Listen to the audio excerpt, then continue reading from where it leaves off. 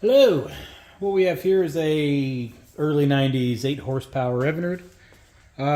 Yeah, runs fine, but I got some plans for a boat, and this motor is going to go on that boat. But I need battery charging, which this motor doesn't have. Well, it's not only battery charging. It could also be used as a to power lights, like just lights. But if you're using it as a light kit, that is all you need. But today's day and age, everything's LED. So, a good terminal block, regulator, stator, miscellaneous hardware. Should be what we need. Get this hood off if I remember how. I already loosened the starter before deciding I was going to make a video, and that was, 3 months ago.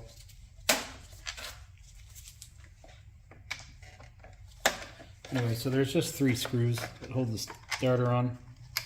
This one has the safety cable. Let me just let it hang out. We're going to need some tools. Everything, you could do this without it, but we're going to need the alignment ring right there and the flywheel puller up there. All right, we got to get the flywheel off. I believe it's going to be a 3/4. Yep.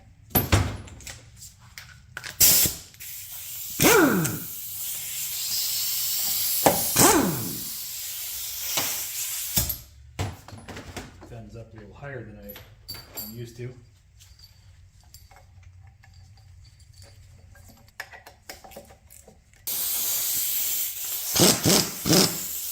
Yeah, that works. What we have here, okay, here we have the ignition plate, as I call it. I think the manufacturer would call it the armature plate or the magneto plate. I just call it the ignition plate. Anyway, this one is held on with hex head screws, which is common on newer motors. If you're working on something out of the 70s, you're probably going to have a Phillips head in here. The hex I like better because it's easier just to get them out.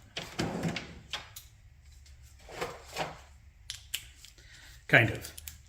The narrow galley there that the screw sits in, I have to use a ground down 5/16 socket.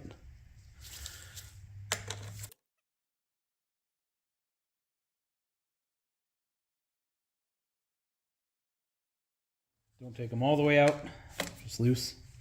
See, it's this kind of a special screw, like it's a shoulder, so it hits right there, so it doesn't fall all the way out. Anyway, so you just loosen them and out they come. Zip tie right there, it's got to get cut.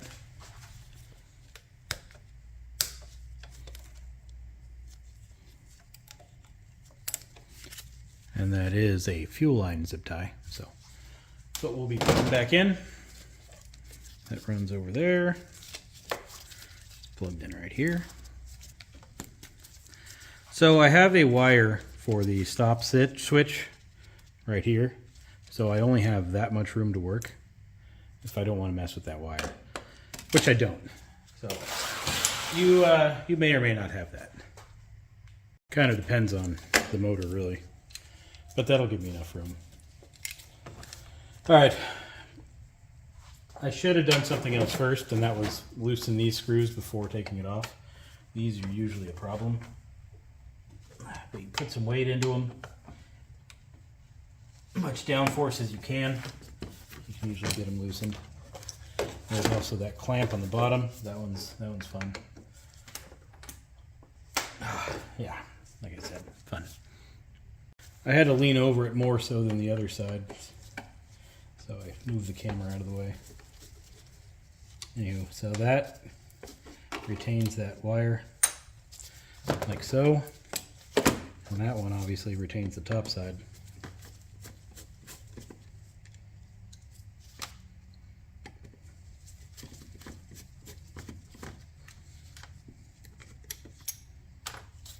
All right, now we got to figure out, those wires have been sitting right there for their whole lives. don't really want to mess with them, but I think we're going to need to. Oh, maybe not. Yeah, let's move them over. All right, now for the stator. The stator is what's going to generate our electricity. It's going to sit right there. If you notice, we have the provisions for it already. The screws for the stator, nice and clean with washer. If you're going to buy a used one of these, try to buy one that includes the hardware, because that's going to nickel and dime you to death if you don't. I don't really want the wires to cross over each other, so I'm going to try to go right there. Okay, here's what I wound up doing. I separated those two wires and ran the yellows in the middle. That made a really nice fit. Whether it's supposed to be like that, I don't remember. I haven't taken one of these off in a long time. Well, not that long, but still. I just don't remember if it goes to one side or the other. But also the problem is this engine never had one originally. So these wires have a nice little memory to them of where they've been laying their whole lives. And now all of a sudden we got step kids coming in there. So they all kind of had to move over a little bit. But you know what? As long as they're in there, we'll be okay. Okay, wire clamp is in. Might as well tighten these. Well, not tighten, but snug up.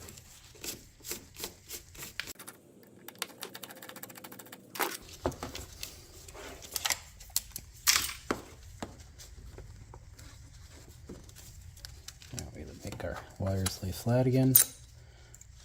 Put in our cable retainer. All right, I got the thing torqued back down to whatever over tight torque setting it's supposed to be at. It's ridiculously tight. So we got our cables coming out of there, clamp back on, plate can go back on now. Got the plate where it should go about. Just lowered it back down nice and easy.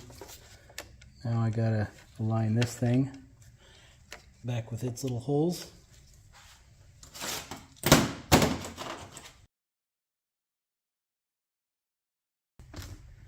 Okay, plate is on, screws are started, so I'm just going to come back and snug it up. Go ahead and check for smooth operation. Yeah, we're good. Okay, plug this back in.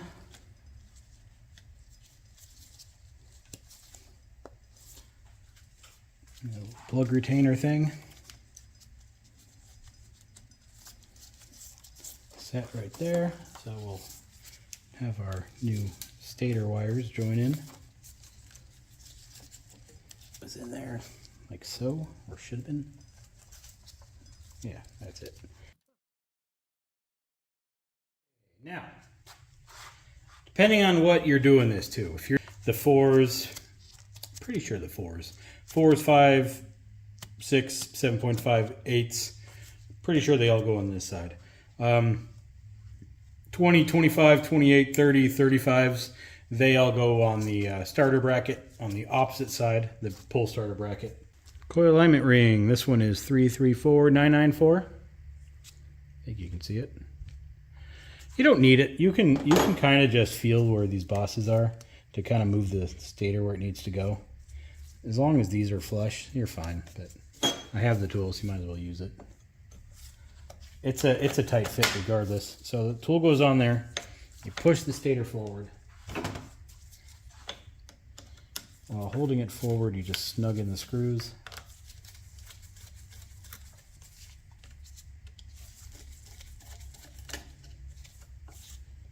And our stator's lined up.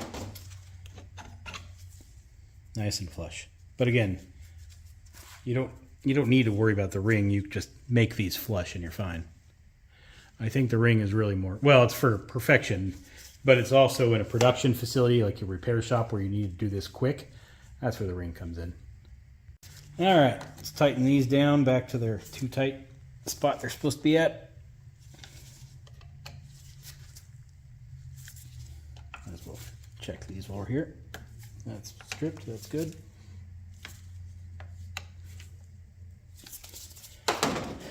Yep, all right. Now, terminal block is gonna go right there under that hose. Well, kind of a sideways angle. But I'm going to remove the stator here first. Or the regulator, just to make life easy. Okay, here's the mounting holes. Right there. As you can see, our tube's gonna be fun.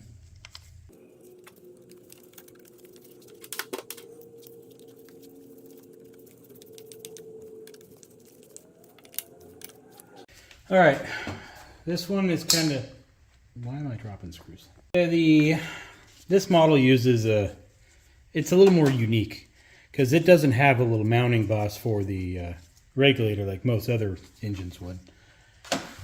It shares the same mounts as this thing does. Whenever I have to pull one of these bypass covers, I really don't want to, because these screws, they can break. This being the intake side, I think. I don't know. Anyway, those were incredibly loose. So I checked the part numbers. The motors, that if they had a stator, these screws have a different part number than the screws I have. It's because they are just a little bit longer to make up for the size of the stator. All right, I cleaned up the hardware a little bit since we're using old junk. Using the Loctite gasket sealing compound. I'm going to dip the screws in it. Let me show you. Well, I'm not going to dip the screws in it, but just kind of go like that. Get some on the threads. Don't want the screws sticking in there. This is going to get mounted, I believe, this way. It'll work like that. All right. So I'm going to fish the wires underneath. I'm going to loop around and plug in. Okay, wires are fished under the. Okay, wires are fished under the terminal block. Screw has been cleaned again, and in the new hardware can go.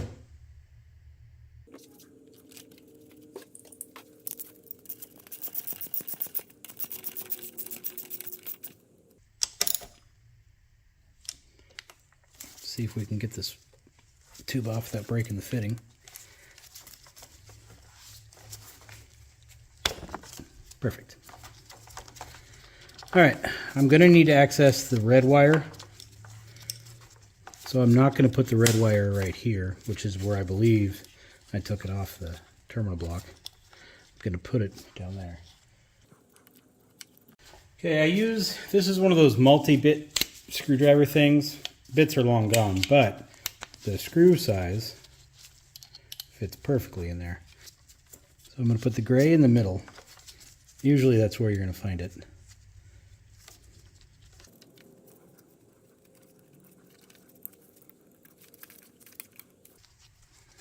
All right, gray's on. And I'll do blue next since it's the easiest to find.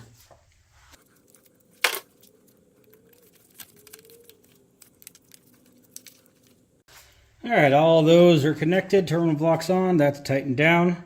So electrically, we're all done there, so I can put this overboard indicator back on. Should still fit. And we did cut the zip tie that was here. So we are gonna reinstall that. Flywheel gets reinstalled. Like so. Kind of get lucky on this one. You don't have to pull out a manual. Flywheel nut torque 45 foot-pounds or 60 newton meters. So that makes life a little easy. Problem is my torque limiting impact sockets don't go down to 45. The lowest one I have is a 60. So we're gonna have to do this the old school way with an actual torque wrench. All right, we can't just go in there and start tightening because we need a way to hold the flywheel, which is always kind of the tricky part. Am I doing that right? That way. I don't have a strap wrench anymore. Stopped using it a long time ago when I got those torque limiting impact sockets. So, I'm gonna wrap a rope around the flywheel. And then somewhere nice and strong, cylinder head.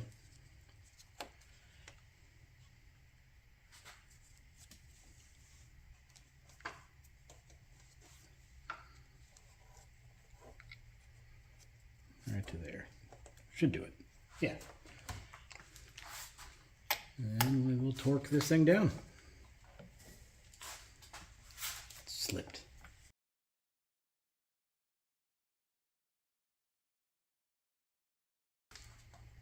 Let's try it again.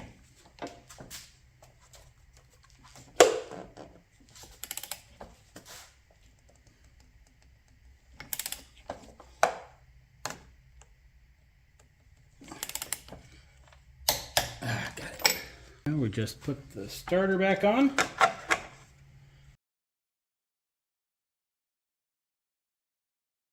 And that's it. This engine now has a stator.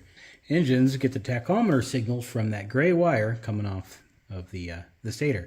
So I could now add a gauge or a tachometer gauge to this little thing by tapping into, obviously, the power as well as the gray signal wire. Fun fact. Now, how will you know if you can add a stator onto your motor? Well, we have a coil and we have a power pack. And you saw the components underneath. You can add a stator to it. Now, if you're, pre-75-ish, it depends on the year. So, I don't know, if you have a 70s motor with points and coils, your ignition plate looks like this, you're not getting a stator, you're not getting battery charging, or lights, or anything else that the stator can do, or tachometer. It just can't happen. These don't work the same way as that CD ignition does. Even on some of the 40-horse electric start motors, especially from the 50s and 60s and 70s, they use these points and coils. They may have an electric start from the factory, but they can't add battery charging to it. It's just not possible. You can't do it with one of these. You need that power pack type ignition system. Now, does that stator work? I have no idea. Bought it used. I mean, looks like it does. Should. Anyway, so that's done. Can check that off the to-do list. Well, we'll start it up later. Test it out. Make sure everything's okay. It's a little rainy today. Alright, thanks for watching.